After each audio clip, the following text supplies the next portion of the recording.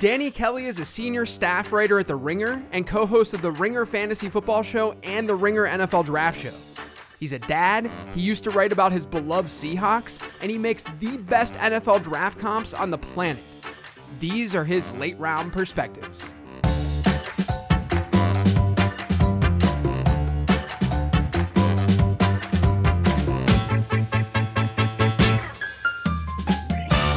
You know, I always think it's funny because like the East Coast dads thing that I tweet out and talk about all the time and stuff. And then I'm like, I always get responses back of people from Europe and that are like, I'm like, that's like truly East Coast dad is the Europeans that are staying up because they're up at like 4 a.m., 5 a.m. past that, like watching these games. I guess they're waking up early in the morning to like watch the end of it or something like that. But it's crazy, the time difference and stuff. Yeah, it's like one of those things where I was talking to my girlfriend about this. Is like, how is the NFL going to catch on here? Because it's like all the games are happening in the middle of the night. It's one of those. I mean, I know that it is kind of catching on, obviously. And I was in London actually during I had a layover there, and so obviously the NFL is big in England, and like I think it's spreading to Germany and some other places. But it's just crazy that you have to watch these games at like 3 a.m. on weekdays. So it's, it's tough. Right. That's like when they talk expansion into Europe and stuff, it's like how is this going to actually work out when you got all these fans on the West Coast and then you're looking at, Germany or something and the hour difference. It just seems, I mean, maybe they'll figure it out. They have enough money to figure something out, but it's still very, very wild. I'm really pumped to have you on because I feel like you're sort of, you just do a lot of different things within this space than the typical nerdy analyst like myself who's just like diving into the numbers the way that I do and stuff. You do amazing work with the NFL draft each year. You're now doing it for the Ringer.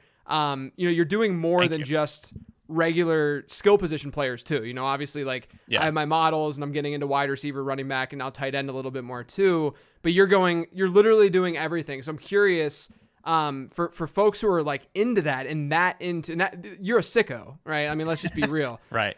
For the sickos out there, how do you get into that in the first place? What was sort of your journey from start to finish, into getting, into the draft stuff? Yeah. So starting, I don't even know when it was. I started covering the Seahawks in like 2011 or something like that. And then, sort of just slowly worked my way into different areas at SB Nation. So I was covering the Seahawks for field goals at the time, and I wanted to expand my repertoire. So I, just asked them what else I can do. So I started doing draft stuff, and slowly but surely over probably like 6, 7, 8 years, just, started trying to figure out how it all worked out. And so, yeah, just watching guys. At first, it was mainly like Seahawks stuff related. Then, as the years went on, I started doing stuff like full NFL draft coverage. And then when I came to the Ringer, we didn't really have any draft stuff at first. And they were like, "Hey, this is a big gap for us, and you want to do something?" And I just started doing our NFL draft guide. And so it was like I bit off this massive project, but it's turned into something that I really enjoy. And now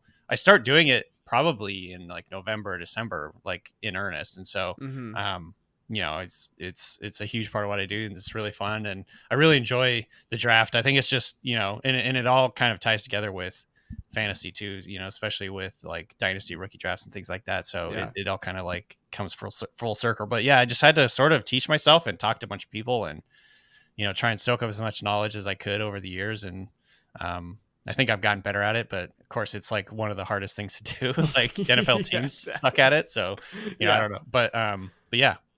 Yeah. I mean, when you have these like billion-dollar entities that are still incredibly bad at nailing these picks, and then you got you or me or whoever analyzing this stuff, it's very obvious that we're going to get a lot of stuff wrong. And it's sort of like the one area within football where you're probably going to get the most stuff wrong. Yeah. And so, the really big, the Kuipers of the world and stuff who have just been doing this for, decades now, and people just, all over them all the time. It's like, all right, guys, let's cut them a little bit of slack. I mean, this is a very, very difficult thing to do just in general. And teams are getting it wrong all the time too. You mentioned it, with fantasy football, it seems to help you, with dynasty and stuff like that. Do you think it's helped in other ways, as a fantasy analyst? Is it helpful even for your redraft leagues and stuff? Oh yeah, I mean, absolutely. I think it's funny because like when you're talking about how teams not even they do well and everybody craps all over analysts who get things wrong. It's like I have the sort of like a running joke that I'm never going to admit I was wrong on anybody, because I think situation and coaching matters so much too. Like it's I like, agree. Yeah.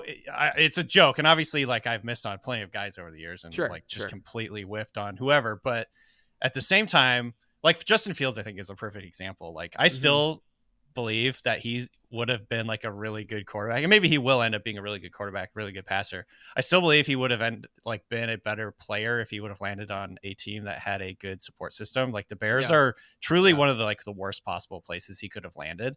Yeah. And obviously he hasn't elevated the guys around him, but like you see so many times, players come into situations and have really good skill players around them, have a good offensive line, have a really brilliant play caller or whatever. Like we're seeing that with I think CJ Stroud, he landed in a surprisingly good spot because they've got Yeah. Bobby Sloak, who I think a lot of people are kind of thinking is a really good play caller, or at least he's done pretty well so far. They've got a couple guys around him. I think those things so much matter for these rookies. So that was the first thing I was thinking. But I think in general, doing all the draft guide, it really just helps me. It's like it gives you a foundation of what is happening in the league. And now I've been Yeah. doing it, I think, for like 6 years or 5 or 6 years now for the Ringer. And, like that gives me a really solid foundation of the players in the NFL, and like knowing what they're good at, seeing them develop over the years. Obviously I'm not like watching all 22 on every single player I've ever scouted in the NFL, but I feel like I have just a much broader knowledge base of like who the NFL stars are, because I have Mm-hmm. been scouting these guys coming out of college. And so it sort of builds on itself over the years. And, I think that's like the big thing that it gives me the advantage on. And then in fantasy, like for me, if you're in a league that does pre-draft dynasty drafts, like to me, that's the biggest advantage I have in Mm-hmm. any leagues, is just like kind of knowing guys that I think are going to go in the second, third round that people are not on yet. And I can grab those guys in the third and fourth round of rookie drafts. Like Luke Musgrave, I think was a good example of that. I got him in like the fourth round of a couple of drafts Ooh. this year. And it was like, this guy's going to go in the second round, and he's probably going to, he has all the things you're looking for in terms of like athleticism and body control and all that. So those are some of the ways I think I can have an advantage just because I'm digging so deep into this draft stuff. Yeah, and there's resources now too, like NFL Mock Draft Database or grinding mocks. There's these places that are giving you more accurate projections in terms of where those guys are going to go. And I'll be honest, just full transparency here, that's part of the reason why I felt okay going so hard with someone like Jaden Reed this year, was because, I liked him. My model liked him. And like one of his comps in that model was Stephon Diggs. So I'm like, okay, this is at least a little bit interesting.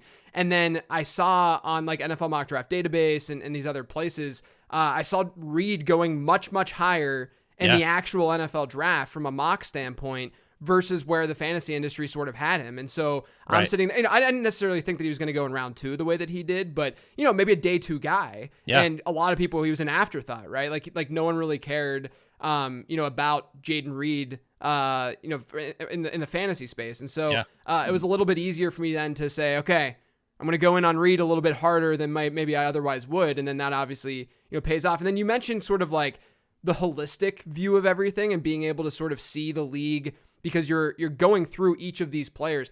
I've found the same thing over the last couple of years doing the prospect guide that I do, because I've only been doing it for 2 years now.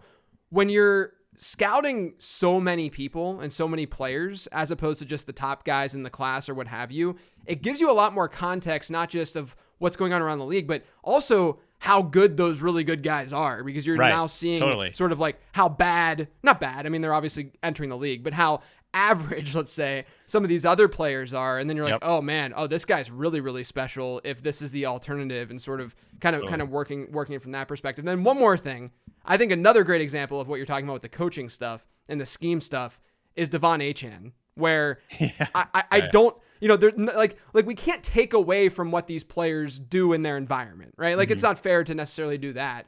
But I think anyone listening to this, if we're just being totally realistic, if Devon Achane doesn't go to Miami, probably, I mean, I don't even think probably, I think the best landing spot he could have possibly have gone to, right? 100%. Like, if he's in Pittsburgh or something random, right?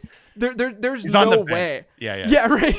Yeah. Matt Canada's not using Devon Achane first off, but yeah, I mean, like I just feel like, you know, we have to be cognizant of that piece to this, and that I think it's really about just opening your mind up to range of outcomes a little bit, and understanding that the outcome of how a player performs is not necessarily just on that player. And that's part of the reason why we see late career resurgences or a change of scenery helping some guys. It doesn't happen frequently. You know, usually, you know, I think also like it just ruins these guys' psyches a little bit. Like Justin Fields might not become, by the way, we're recording this before Thursday Night Football, so who knows how Justin Fields does. But, you know, Justin Fields on you know, moving forward, if he does leave Chicago, let's say, it's not like he's starting fresh. You know, he's had this like this confidence bust, and he's just now all of a sudden, you know, not the same quarterback that he was necessarily entering the league. But I think it's a very, very good point to make overall. Yeah, I think just to talk about like the Achane thing, I think is a great point. And it's like the other guy that comes to mind when you're saying that is like Puka Nacua. If he goes to another team, I mean, he's probably buried on the depth chart, not setting records for like the greatest start for a rookie receiver of all time, like truly. Right. And so I think, to me, like big picture, you know, doing the draft guide and being really highly involved in Dynasty, like I love Dynasty. It's like my you know, format of choice or whatever in fantasy.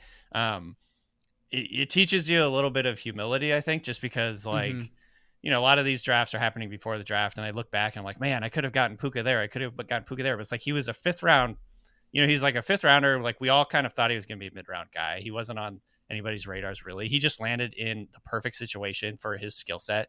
The quarterback is going to feed him, and now he is like worth a first round pick. You know what I mean? And he might have an awesome career because he's like linked up in this perfect situation. Same with Achane. Like when he landed in Miami, I was like fist pumping so hard because I loved him as a player. I was very well aware that he's like a total outlier, 190 pounds, and maybe he's never going to pan out. Maybe this is just like a pipe dream that he'll be anything in the NFL. But I loved watching him in college. I thought his explosiveness was pretty special, and you know, him landing there is like, man, that's perfect. And we're already seeing it. Like he's like the RB3 in freaking fantasy right now. You know what I mean? Like, so yeah, I think it's again, just to like circle around. It's sort of my joke that like I've never wrong. It's always just like situation and coaching, but obviously I'm not serious, but like it does have such a massive impact on like how guys' careers go early on.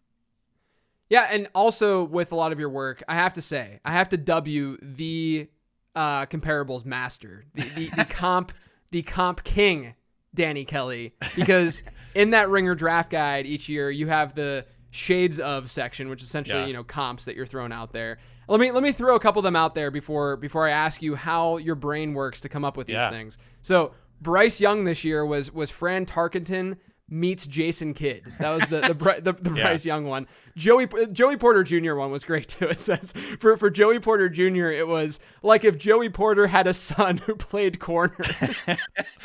Yeah, it was beautiful. My favorite. That family. I also had James Cook last year. It was like if Dalvin Cook had a little brother. I always like doing those. But yeah, I think I honestly, like you asked me like how I think of these. I honestly don't know. It's like these random like intrusive thoughts that come into my brain when I'm like watching players, you know, whatever in college, and sometimes just weird stuff comes to my mind when I watch one play or whatever, and I kind of run with it. I like to do the comps simply because like I feel like draft coverage in general is kind of just like uptight a little bit. It is. No, you're totally right. Yeah. And that your guide, for the record, the guide and the way that you guys display it and the design of it and all of it put together, it really gives you not that vibe, for the record. So you're doing exactly what you're setting out to do, is to not be, you know, the sort of the dry, you know, draft analyst that we see on TV and stuff. I appreciate that. I think I'm just very self-aware that I'm going to get a lot of stuff wrong, and I want to just like basically try and describe these players as I see them and what they can be and what their ceiling is, and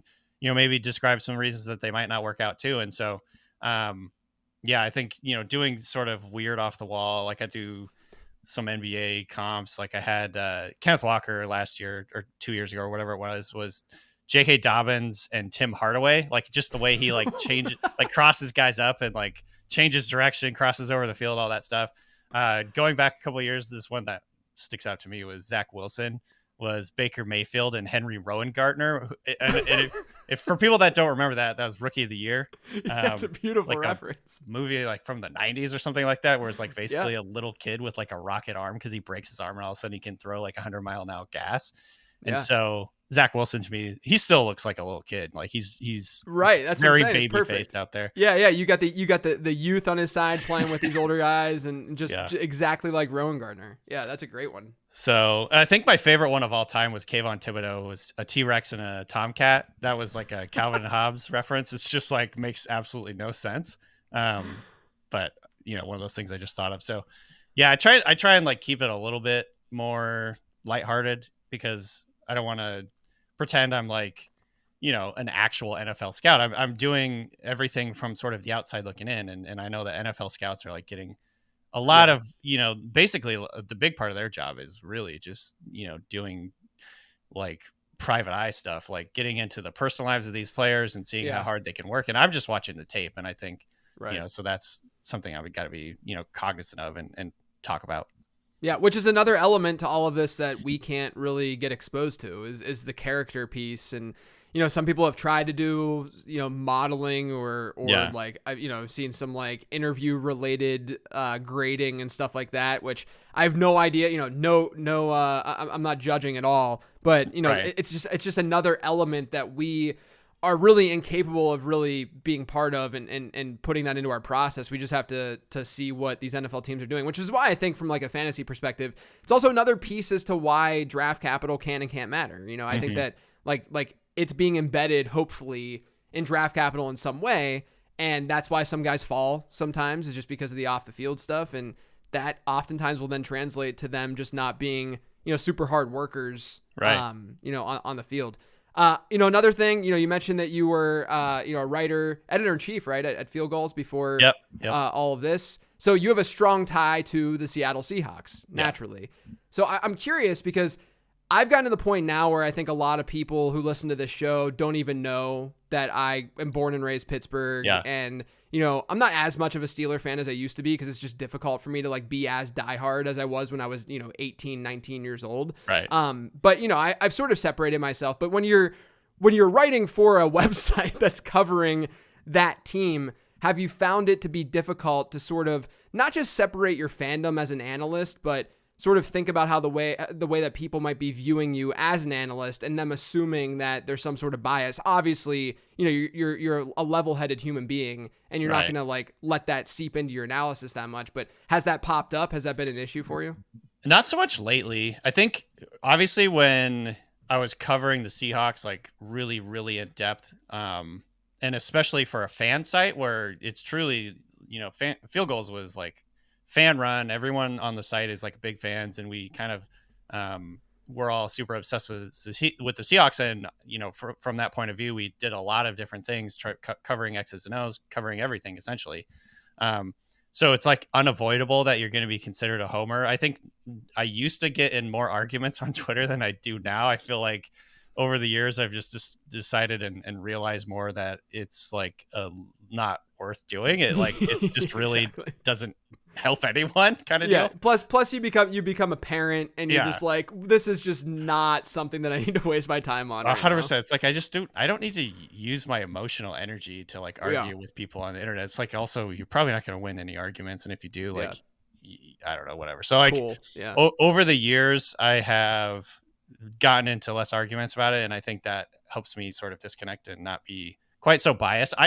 The one thing I will say, working for the Ringer, it's like I don't have to necessarily hide that I'm a Seahawks fan, which is really nice.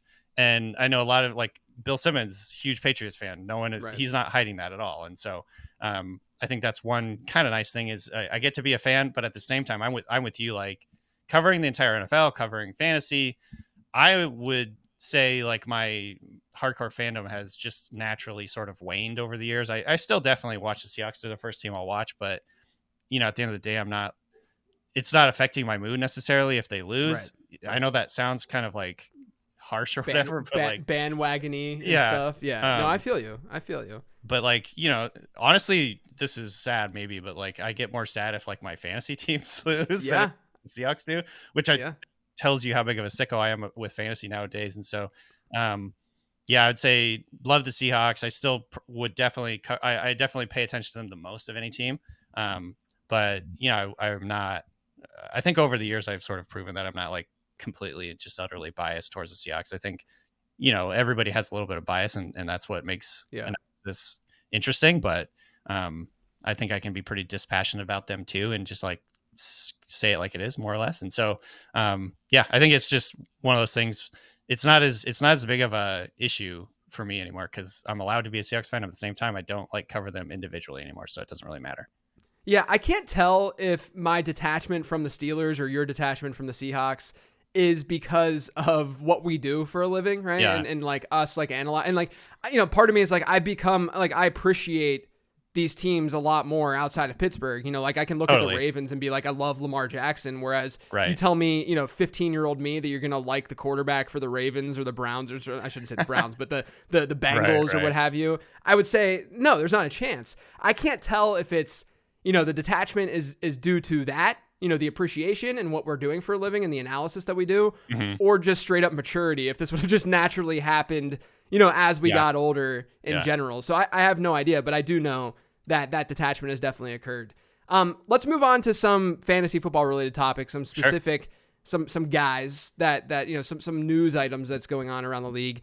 Jameson Williams, his suspension gets reduced this past week. He's now eligible to play, which is sweet. We haven't really seen him, in the NFL. He ran like 37 routes or something last year.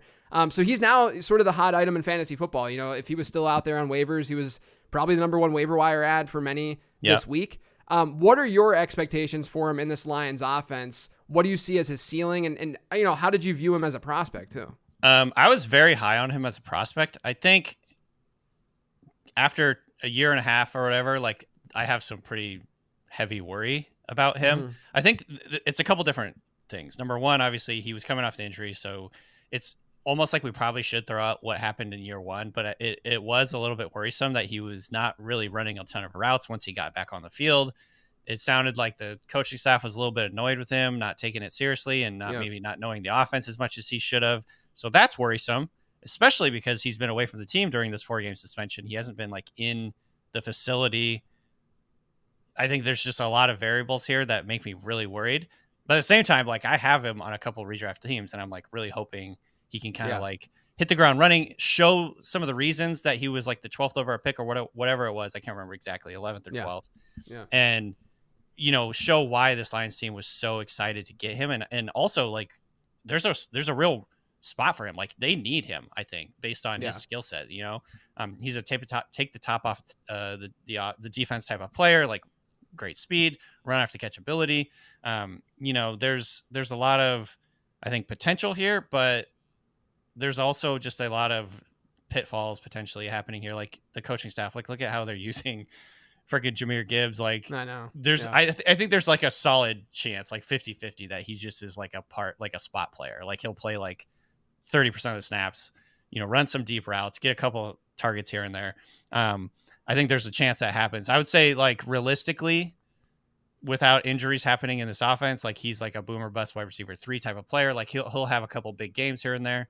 And then be a little bit, invisible in other games. If there is an injury, and looks like Amon-Ra St. Brown has a abdominal injury right now. He's also has a foot injury. Like if Amon-Ra St. Brown goes down, like I think Jameson Williams could have wide receiver 2 upside just based on his talent. So I'm kind of holding out hope, and I'm optimistic relative to like, I'm trying to be realistic about it because, he hasn't really shown us anything yet, but it's hard to forget just like his talent, what he did at Alabama, his final season there. And so, and obviously I think this is a good offense. Like Jared Goff is a pretty good quarterback and he can get the ball to these guys. So, that's a lot of words to say. I don't know, but like, I think he's got like wide receiver 2 potential, I would say. Yeah.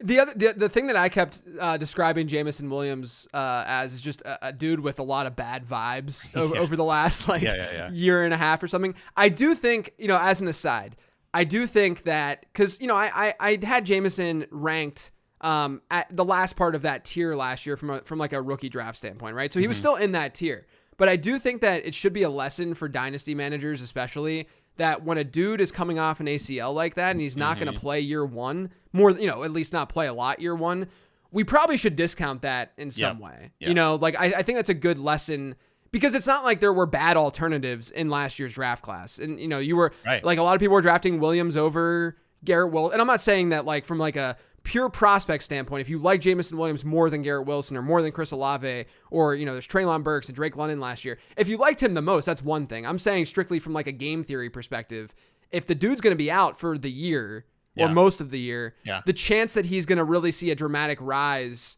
in value within the dynasty market, you know, is probably pretty slim. Right. And so, you know, we ended up seeing that as a result. Yeah, that's like a very good point. And it's also because like even when you see guys miss a little bit of time in the preseason or in training camp, like that really can set a rookie back for like years. Honestly, sometimes years, 1 or 2 years. If they miss time in training camp, you know, if they don't really get on the same page with the offensive play caller or whatever, it can be hard to get back in to the offense, you know, and we've seen this time and time again. I mean, Treylon Burks is a good example. Like I probably was overrating Treylon Burks coming into the league, and I recognize that now. But like at the same time, he's had such a bad run of like luck with injuries, and obviously, you know, being out of shape, not a good look. This is like sort of what we're dealing with Jamison Williams. Like maybe there's some maturity issues here. Maybe he's just, you know, I don't know, like kind of a knucklehead and needs to kind of mature and get back like to working really hard or whatever. Like, I don't know. That's kind of just what the impression I've gotten from the coaching staff is so far. But I think Treylon Burks had the same issues, and it's been a slow start for him. This is also not a very good offense. So, I don't know. I'm generally pretty excited about Jamison Williams, but I also think there's like a pretty solid chance he just is a bust, you know, and there's guys that bust. Right. And I have my year 2 model that looks at how guys did year 1. It combines that with their prospect score, and it spits out a score of how they're going to do in years 2 and year 3. And Jamison Williams looked like garbage after year 1 because he didn't play, right? Right. So like you don't get any inputs from year 1. Obviously, your score is going to drop. And the number 1 player in the year 2 section of my prospect guide that people talked to me about was Jamison Williams. And they were like, why, you know, JMO looks horrible. He's like a 75th percentile guy right now. And I'm like, yeah, I understand if you don't want to buy into that. That's fine. Like this is just a model spitting out a number. But if you really look back at history, you know, over the last decade plus, you know, 10 to 12 years, the only wide receiver that missed significant time year 1, and then you look at year 2 and year 3, because remember, I'm stopping at year 3 here. I'm not looking beyond year 3. The only wideout that really did anything was Mike Williams. And Mike Williams he didn't really become where he was drafted, right? He didn't become the Mike Williams that many thought that he could become. I think that's a really good point to make too, that these guys getting off to slow starts, it's more than just, oh, they're not playing in those games. It's reps. It's them getting used to the NFL game. And if you have the maturity issues on top of that, which he may or may not, you know, we're speculating obviously, but you know, that could be a problem. With that being said, I still think that he was the top waiver wire ad this past week because you're still chasing that upside. You're still going after it. And like you said, he still was a really good prospect. I mean, all else, like the talent was there for sure. I think I'm trying to think of some other guys that like kind of fall into his category. The other guy that came to mind was, I think, his teammate at Alabama. It's like John Mechie missed most of his rookie season, obviously out of his control. He had leukemia, but he was also coming off an injury. And he is like not even a part of that offense really. And so like there's just a chance he doesn't really work out. Tank Dell is coming on. Nico Collins looks amazing. And these are the types of things that players who fall behind with have to deal with, these types of situations where it can be really hard to work your way back into an offense if you're you know, missing time early in your career. I think I saw that with Rashad Penny for years in Seattle. Like, you know, he broke his hand in training camp his first season with Seahawks, and then Chris Carson took his job, and the Seahawks were just like, well, we're not going to give this job back to you unless you earn it. And so he basically never did until like year 4. And so it just can really set you apart, set you back. And again, this is why situation matters so much. Let me talk about another rookie, the guy that you brought him up already for Detroit, and that's Jahmyr Gibbs. You know, we've seen some frustrating usage so far to start the season. I sort of am in the camp of, you know, in week 3 in particular, or sorry, in week 4 in particular, if you only look at that game and you ignore everything else, the usage that we saw from week 1 to 3, all of that, if you only look at that one game, I think people are just kind of like understating how good David Montgomery was in that particular game, you know? And it's very difficult for me to like walk away from that and be like, that's the game that we got to pinpoint and say that the Lions are misusing Jahmyr Gibbs, even though I do think that they're probably misusing Jahmyr Gibbs in some way. So how do you feel about Gibbs overall, how they're using him, where he's at maybe rest of season, and, is he going to live up to his draft day hype eventually? Right.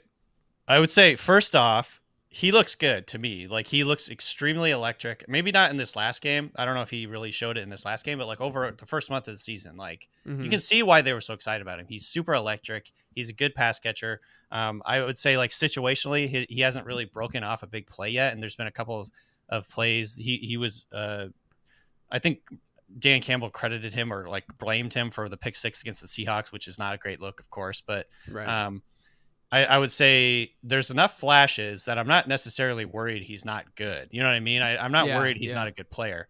I think where I am worried, and this was always the bear case for him coming into the league, is that he's not getting enough touches. And I think, obviously, I don't think anyone expected him to be like a bell cow type of guy, carry the ball 30 times a game, anything like that. But I think when he's playing like 25% of the snaps, like, that is not great. And that's like, I remember I wrote it, I think, in my Dynasty rookie draft article or whatever, that like, if they don't use it, like if you look at all the top 12 picks of the last 20 years or whatever, it's like all of them got massive volume except for like one or two guys like CJ Spiller. For whatever reason, the Bills just didn't want to use him when he was a rookie. And CJ Spiller, by the way, kind of fits the mold of like this type of player where he's not very big. And so that was always the bear case. That was always like the worst case scenario. And I even said in my article, like, if they don't give him enough touches, like, they should be fired. Why were they taking him at 12 overall? Blah, blah, blah. At the same time, they're still winning. David Montgomery looks great. So you can kind of like understand from their point of view why they're using him the way they're using him. I do think as the games go on, as the season goes on, he's going to be more involved. I think he's going to rip off a few big plays, probably score a few touchdowns, and he's going to come closer to like paying off his ADP or whatever cost.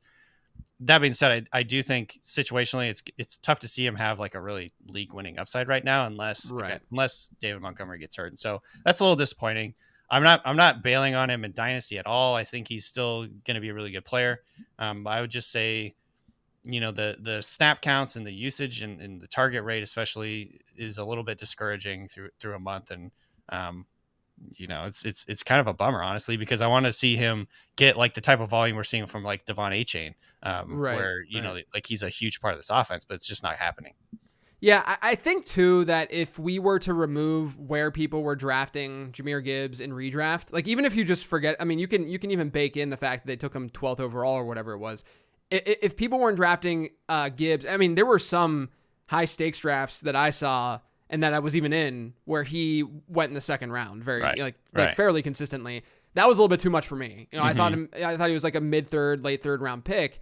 And I think that, though, if you ignore the ADP aspect of things, people would not be nearly as up in arms about what's going on in Detroit right now. This is to me, purely a fantasy football frustration driven thing, which is totally fine. People can be really ticked off about what goes on usage wise with their players and stuff. And, he's not fitting this trend of what we've seen historically, like you said, from these like early first round picks and even first round picks in general. But I do think that we're sort of in this situation where it's probably just going to end up being David Montgomery was the value and Jahmyr Gibbs was just fine enough, or maybe even below. He plays a little bit below expectation based on his ADP, and you just have to kind of accept that and then kind of play based off of that. I think a lot of people are just sort of anchored based on where they drafted him, and that's sort of doing them a disservice as a fantasy manager right now. 100%. I mean, he's got a 14% target rate. Like, that's good. I think he's looked good.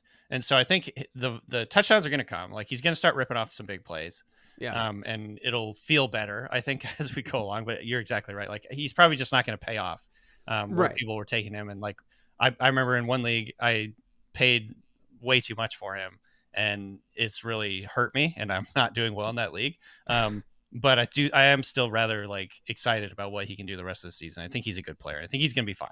Yeah, and don't lose sight of the contingent upside for both him and David Montgomery, right? If one of them go down, we saw it against Atlanta where Jahmyr Gibbs saw a bigger workload. His target share wasn't quite there, but the game script didn't really call for them to dump it off to him and give him a lot of looks through the air. Right. And so don't discount the fact that there's still a lot of upside embedded in that player that we have to always keep in mind. If he goes down, it's not like a Kyron Williams situation where Williams is already seeing all of the touches in his backfield. And if like Ronnie Rivers gets hurt or something like that, it literally does not matter because Williams is already kind of maxing out where his potential is. Whereas there's still, that upside still exists based on that injury. And that's why these players were drafted where they were in redraft leagues, right? Because there was another player in their backfield, and that still mattered. So don't lose sight of that either. We have a big news item with Cooper Kupp. Is he not returning? At the time of this recording, we don't really know exactly where he's at. Seems like he was practicing, which is good. And it seems like he really wants to get on the field, but reporting is just like all over the place with Cooper Kupp right now. Yeah. But one of the big questions, I answered this in my mailbag episode, but I do think that having a different perspective would be a really, really nice for people to hear. We got Puka Nacua, we have Cooper Kupp. With Cooper Kupp returning, are you now nervous about Puka Nacua and his role in this offense and what he might be able to do in fantasy football? Not really. I mean, this is sort of obvious, I guess, but I think he's not going to get as many targets in this offense if and when Kupp comes back. And it sounds like, I don't know. It seems like he's going to come back. I think there's questions over like his longevity and things like that. Right. With Cooper Kupp and how long he can keep playing. If this is a bigger injury than people are kind of letting on, but I generally think he's probably going to play this year and see how it goes, and they're going to go for it. And he's probably going to get a ton of targets. He's probably going to sort of drop back into the number one receiver of this offense and get a ton of production. And I think Puka can still be, and because he's playing more, people are kind of joking that he's the new Kupp, but he's definitely playing sort of like the Robert Woods role in the offense, where he's outside. Yeah. He's doing things that are complementary to what Cooper Kupp can do. And so I think there's still going to be a lot of Puka Nacua. I think he obviously has the trust of Matt Stafford, and that's important. Obviously, they're having breakfast together like that. This is like the biggest variable in fantasy football in the last 5 years. Like really if you had breakfast with Matt Stafford, like check yes or no, we're going to take you in the first round. But I think the way that they funnel like targets in this offense, I'm still very excited about Puka Nacua. I think he's not a flash in the pan because I think he is exactly what this offense needs, and he's a perfect fit for that. And he's a perfect fit for Matt Stafford. He's a big, tough, physical guy. Like I've been very impressed with him, not just from like a target standpoint, but just like the way he plays. So yeah, I think, I'm not panicking about Puka. I don't think you can expect him to be a top 5 receiver necessarily, but I do think he could still finish as a wide receiver 1 in the, in this league. And so, I'm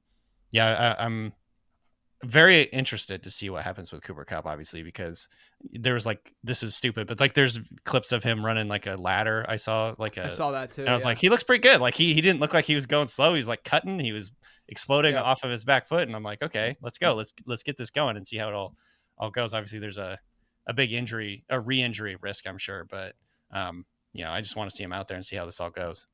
Yeah, me too. And I agree with you. The Robert Woods thing was actually a comp that, I wasn't the first to say it for sure. I mean, there were people during literally when he was drafted that were saying this could be, the Robert Woods in this offense. But then, you start to see all the hype going on over the summer, and it was like, all right, well, maybe this is, he had a really good yards per route run rate his final collegiate season. And there were some signs that Puka Nacua could ball, and we're obviously seeing him play really well. You mentioned his physicality. I only bring that up because if you haven't watched Puka Nacua play, you need to watch Puka Nacua play, because it's like legitimately entertaining because he's throwing his body around like crazy out there. Yeah. And it's not something that you always see, from wide receivers who, there's some guys who will just fall down, when it comes to contact, and he is not that kind of player. I think he can still maintain, when people make the argument that you should just sell guys like a Nacua because there's going to be a dip in production, if the market's not reacting that way, then you can't sell that player. Like if you can sell Puka Nacua for Stephon Diggs right now, who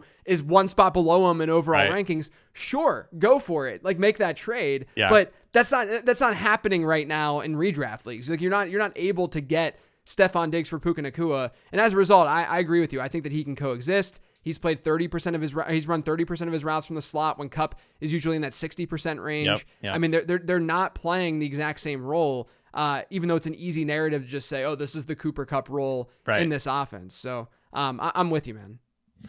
I think he's just like good. This is one of those, another one of those players that just seems to fall through the cracks in the Yeah. draft for whatever reason. It's like, Yeah. and I don't know. He wasn't even playing like a full complement of snaps for his college team. I don't know what's going on there. It's Um, crazy. but It's, like you said, the yards per route run, he was like number one, I think, in college football last year. And then, yeah. he's like PFF's top graded receiver. So obviously he was doing something right. I remember watching both Zach Wilson and Jaron Hall. And Puka Nakua, this guy Puka Nakua kept like flashing and kept obviously like hindsight's 2020, but I remember I like stop and like look up who this guy is at a couple different times because I'm like, man, this guy keeps making plays. So I think he is a legit good player. But like I said earlier, he just fell to the right team, the right situation. Obviously Cooper Kupp got hurt and he was able to go out and ball out, and he's literally like setting records. Yeah. So I don't think it's a total fluke, but I think he's still going to maintain his role. It's just you can't expect him to be like a top 3, top 5 guy anymore. Right. So you're a Seahawks guy. We got to talk the Seahawks, man. I have two very pressing Seahawks questions. Mm-hmm. The first one being Jackson Smith and Jigba. He's making me look like a moron right now. I guess he's not. The Seahawks as a team are right now. I went from the first couple weeks of the season, he had a fairly similar target share to like Metcalf and Lockett. It was just his ADOT was a little bit low, but he's coming off that wrist and so on. So you could at least say, oh, maybe he's more of a buy than a sell. At this point now, I'm nervous. I mean, I'm very, very scared. This is just going to be an L for me, at least this season, in terms of him being something significant. My stance, just to give you a preface here, my stance is partially that at the very least, he's got that injury upside of if something happens to Metcalf or Lockett, all of a sudden he's a wide receiver 2 potentially in fantasy football, right? Yeah. But without that injury, I thought there would still be some flex appeal, right? And there is no flex appeal whatsoever with how they're using him. Right. That low A dot, not a massive target share on that low A dot.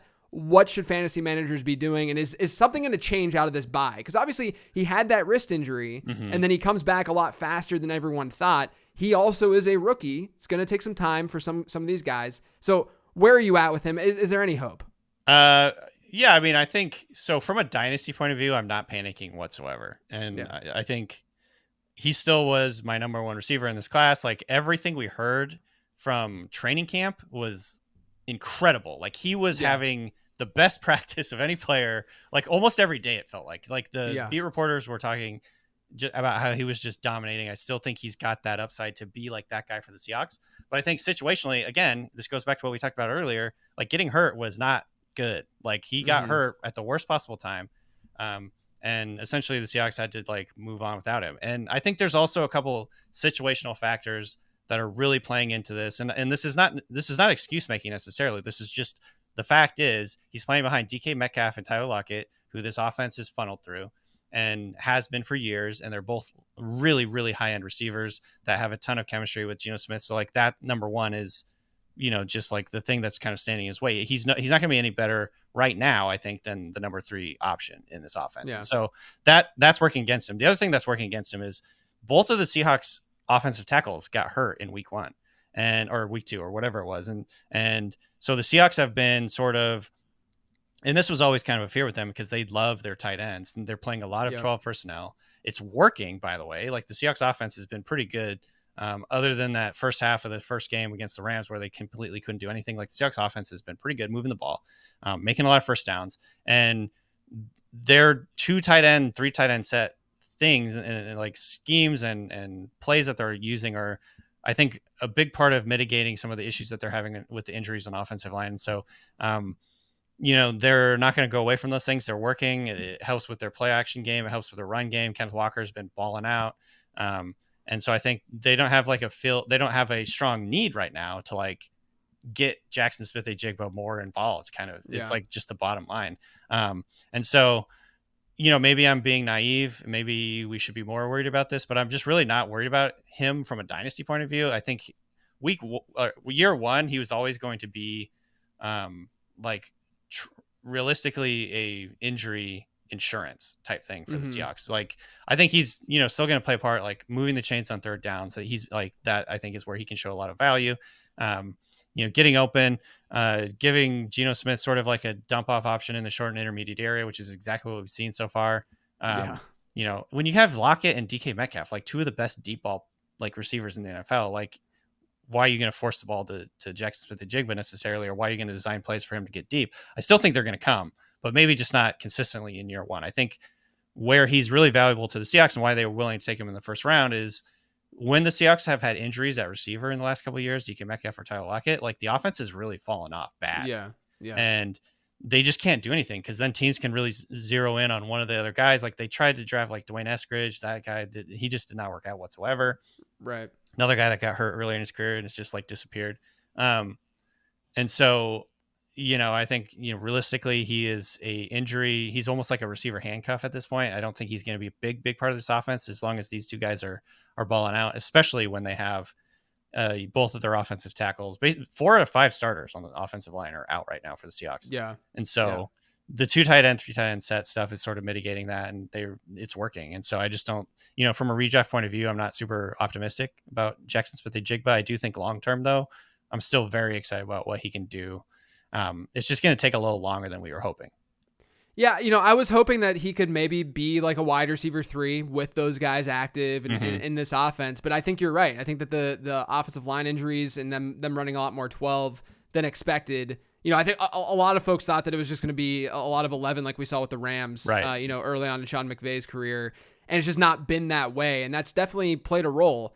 I think that if you want to think about it super optimistically, you could always say, oh, he was hurt and now they're going to, come out of the bye and they're going to run him a lot more 11. But I think that your logic here makes a lot more sense than just having that hopium, with the way they operate the offense. They love their tight ends. Like Pete Carroll loves like Will Dissly. They re-signed Will Dissly to like a ludicrously large contract. You know what I mean? I think he's hurt right now. So that maybe this is a way that Jackson Smith-Njigba can get more involved. I don't know what his status is this week, but he's been kind of banged up. Will Dissly has. And so I don't know who knows, maybe that happens, but they're happy using Parkinson has been like a pretty good playmaker for them in situations. And of course we've seen more from Noah Fant over the last few weeks. So I think they really like their tight ends. It's kind of just a hindrance to the fantasy thing. And as you know, like Pete Carroll doesn't really give a crap about fantasy. He's going to keep doing what he wants to do. And it's right now it's working. Yeah. I mean, speaking of which, Zach Charbonnet, right? They go out, they draft Charbonnet in round 2. I liked Sharb. Sharb's a good bit as a prospect. I thought that he was like maybe even a little bit more of an explosive, like James Conner type. And so far he's actually looked good in his limited touches. I thought that he's been great. And that just pisses me off even more that he could be dominating as an RB1 another team. Yeah, right. Exactly. So I want to get your thoughts on what their thought process was in making that pick. I speculated a little bit throughout the offseason that, yes, it's frustrating that they made that second round selection because the draft capital spent. But if you look at what Kenneth Walker did year 1, very much a home run hitting guy, and Zach Charbonnet, very much not that. He's a grinder, right? And that's just like the mentality that Pete Carroll probably just wants on the team. That may, so do you agree with that? Number one, and then also the receiving stuff, because Kenneth Walker hasn't been like that big of a receiver, dating back to, even college, but, so like there was that angle to it too. But do you see Sharb's role in this offense getting bigger, or do you think that the way we saw it maybe in, last week, right, against the Giants, where they get up big, Charbonnet's maybe grinding it out a little bit more than Walker. There's maybe more of like a 50-50 split down the stretch, but Walker is the dude in the first half, and maybe in these like tighter games. Is that going to continue, or do you think that we could see Charbonnet seep more and more into this offense, in those higher leverage spots? I think, and this is sort of this has been my stance since they picked him, that it is Walker's backfield. That obviously saying that doesn't really mean a lot, because I think most backfields are going to be a split. Right. But, we've seen the numbers so far. And like last week, for example, like this is Walker's backfield, and then Charbonnet is sort of like a change of pace guy that's going to come in. He can catch passes. He can do situational stuff for them. And he's looked really good. Like, honestly, he's like, there was a play last week or the week before where he literally sent a guy off his feet flying like 3 feet. Like it was like insane.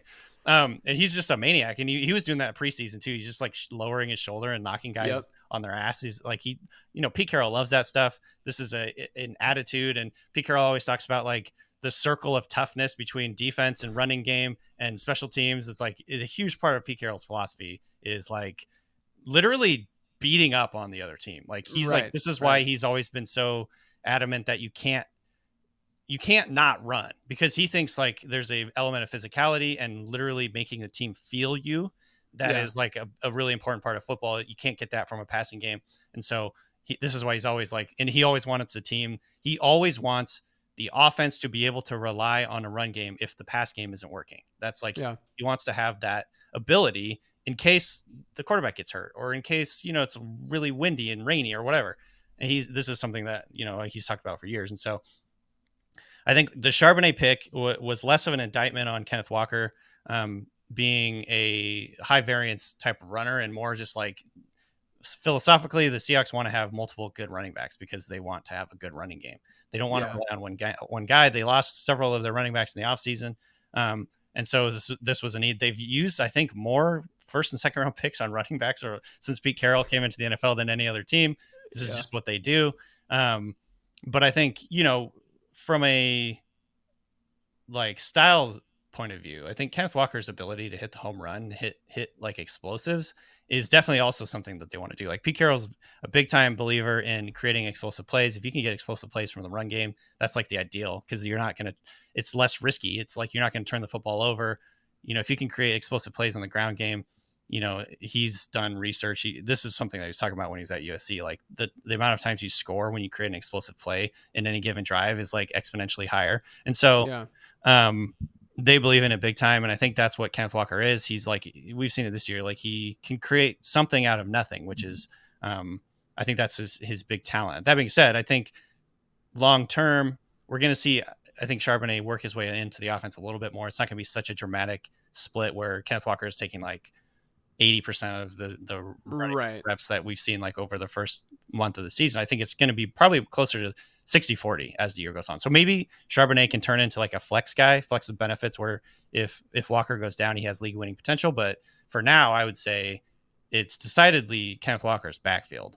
And Charbonnet is a good change of pace and a solid player. But to me, and this is what I've been saying since they drafted Charbonnet, like Walker to me is like a dramatically better player. Like I think he's just so much more explosive, so much more elusive and electric with the ball in his hands. And so it's his job to lose, more or less, I guess. And I think he has proven why, he has the lead job right now.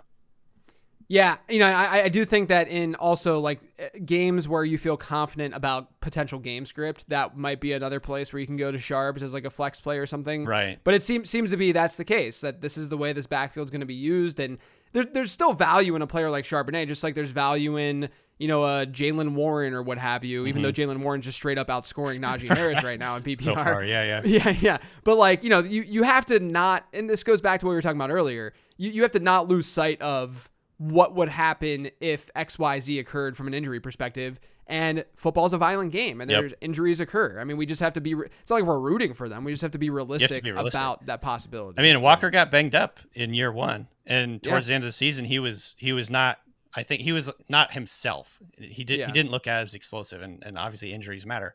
And I think the key thing with Charbonnet, and this is how I'll end it, is like, he's good enough to have league winning potential if Walker gets hurt. You know what I mean? Like, exactly. Sometimes you see people are like all in on these handcuffs, and when the lead guy gets hurt, the handcuff comes in, he's just not very good. Right. You can't like there's a reason he's a backup. And I think Charbonnet is good enough. Like you said, like if he had landed with another team, like I'd be way more excited about him in like a dynasty point of view. But like he's good enough to like take advantage. If Walker goes down, I think he could be like a top 12 running back. Yeah, there's very few players, like you said, and I did a study like probably 7 years ago at this point, but it was a long time ago on handcuffs, and one of the findings that I had was and that I saw was that when the handcuffs actually got called upon, they usually perform like an RB3, RB4. Like they weren't even that good. So everyone's like stashing Zamir White and like all of these different like random backup running backs. So we have no idea if they're good or not. Yeah. But when you have someone like Zach Charbonnet, who looks very, very good when he's gotten the ball, and he's in a good offense and such. Yeah. That's a clear sign that like, don't drop him if he's not like, these are the handcuffs that you do actually want to continue to roster. It's just very difficult to to pinpoint. Like, there's not many of these Zach Charbonnets out there. You know, right. like, you can count them on one hand, right? So 100%. I agree that he's someone that you still have to have rostered on your squad. Yeah. So before I let you go, man, give me one player who's gotten off to a pretty slow start, who you could see turning things around and maybe giving fantasy manager something big moving forward. Yeah, this was a tough because there's a couple obvious ones, like Jamar Chase is the big one, but I'm gonna go with Jalen Waddle. I think obviously he's been sort of an afterthought. It's remarkable that the Dolphins scored 70 points when he wasn't even in the lineup, which I think says a lot about scheme and just like overall how this offense is playing. Of course, Denver's defense is horrible, like historically bad. It's pretty insane. But I think Waddle, over the year is going to be a much bigger part of it. I think last year he had over a 20% target rate. Like right now it's like at 11 or something like that. He's just not been a huge part of this offense so far, but I think as the season goes on, that's going to change. And of course, this is an offense you want a piece of. He's a high-end talent, like top 10 talent, tons of speed, like game-breaking potential to score like 80-yard touchdowns on any given play. And so I think Jalen Waddle would be sort of like a guy I'm targeting as a buy low. I know he's like his name is sexy enough that people aren't going to like part with him for nothing, but like he's had a very disappointing start to the season, I'd say. And so he's a guy that I would circle as like potential to really, explode down the stretch. Plus, again, this is another guy who, if Tyreek Hill gets hurt, and Tyreek Hill has gotten hurt at times, he's like a finely tuned, sports car. Like sometimes things are going to like go haywire. And I think Waddle could step in and be like the number one for this offense and really have some massive weeks. And so he'd be a guy I'd be targeting. That's a great call. The other point that I want to throw out there is Dr. Edwin Porras from Fantasy Points. He actually tweeted last week that we don't think about this, but players coming off concussion usually see a worse production in that game that they come back after that concussion. So that's another reason why, maybe Waddle wasn't as effective this past week, and maybe, hopefully, cross your fingers, will be productive this week. Danny, it was awesome to chat with you, man. Had a lot of fun. Let everyone know where they can find you. At theringer.com, obviously, we do weekly fantasy rankings. We got a whole fantasy football draft guide and in-season guide. And then obviously the Ringer Fantasy Football Show, which we record 4 days a week. 4 days a week, yeah. Yeah, you guys are doing awesome stuff. It's a great show. If you want an alternative to like me and my just robotic way of doing things on the Late Round podcast, it's a really good change of pace for you. Definitely check that out. Make sure you're subscribed to this show. Make sure you check out lateround.com, all that good stuff. But otherwise, everyone, thank you for tuning in.